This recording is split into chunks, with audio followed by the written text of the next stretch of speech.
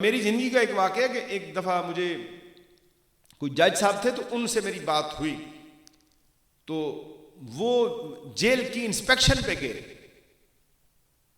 اور جیل کی انسپیکشن پہ گئے اور یہ قانون ہے جج صاحبان کی ڈیوٹی لگتی ہے کہ وہ جیل کو چیک کرنے جاتے ہیں.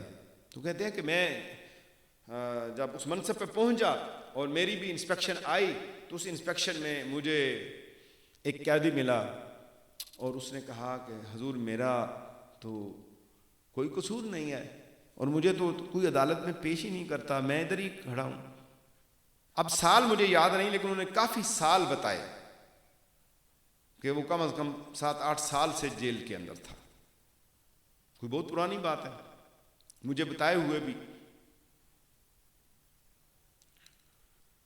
تو آپ نے اس کے فائل منگوائی.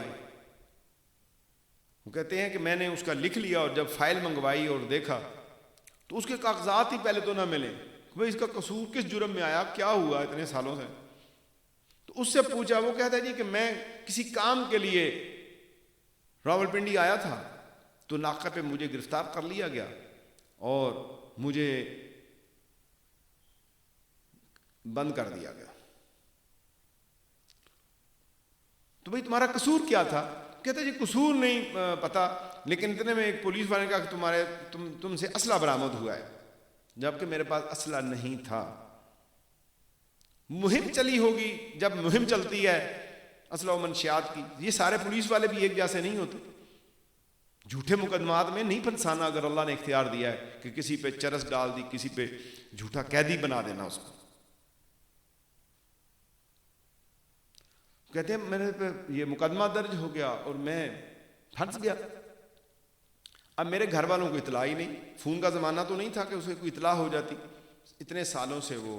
تو کہتے ہیں کہ میں نے اس کو بلوایا اور عدالت میں بلا کے پھر اس کا کیس ہم نے چلایا اور اس کو بری کیا. حتیٰ کہ کہتے ہیں کہ اس کے گھر جانے کے لیے بھی پیسے نہیں تھے, اس کے پاس ظاہر قیدی تھا, خستہ حال اس بیچارے کا, کوئی پرسان حال نہیں اس کے. اب جب وہ اپنے گھر گیا ہوگا نہ جانے وہاں انہوں نے سمجھا ہوگا کہیں مار کھپ گیا, کدھر چلا گیا, وہ آئے ہی نہیں, اطلاع ہی نہیں ہے.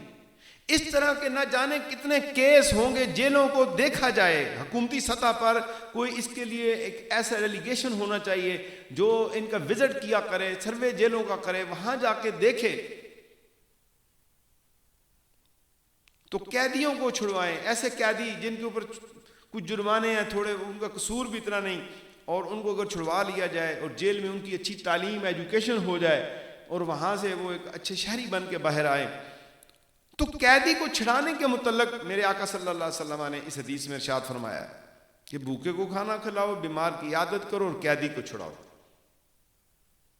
تو پھر اس کے اوپر کام ہونا چاہیے اور یہ حکومت کی سطح پہ ہو سکتا ہے. اس کے لیے مضبوط لائحہ عمل بنایا جائے اور چھان بین کی جائے. کوئی ایسے بے گناہ لوگ تو وہاں پر نہیں, اگر کوئی ایسے ہیں تو ان کو چھڑوانا بھی ایک سنت ہے اور ان کی مدد کرنا بھی, قیدیوں کو کھانا کھلانا اور ان کی مدد کرنا.